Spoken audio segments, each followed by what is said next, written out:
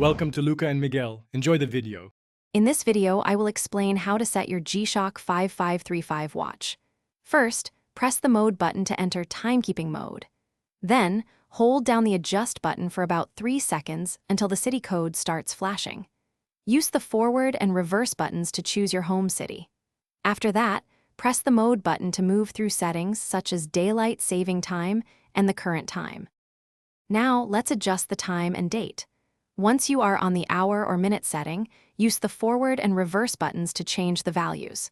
Press the mode button again to advance to the year, month, and day settings. Similarly, use the forward and reverse buttons to set these correctly. When all adjustments are complete, press the adjust button once to save your changes and exit the setting mode. Your G-Shock also features an alarm and stopwatch.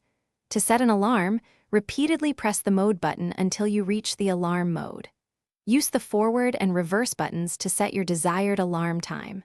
Press the adjust button to turn the alarm on or off. To use the stopwatch, navigate to stopwatch mode and press the start button to begin timing and stop to pause it. Finally, let's explore world time and illumination. Press the mode button until you reach world time mode to see times in various cities. Use the forward and reverse buttons to cycle through different time zones. For better visibility in low light, simply press the light button. The display will illuminate for about 3 seconds. To exit any setting or mode, just press the adjust button. Thanks for watching and please subscribe. It's the best investment you'll ever make.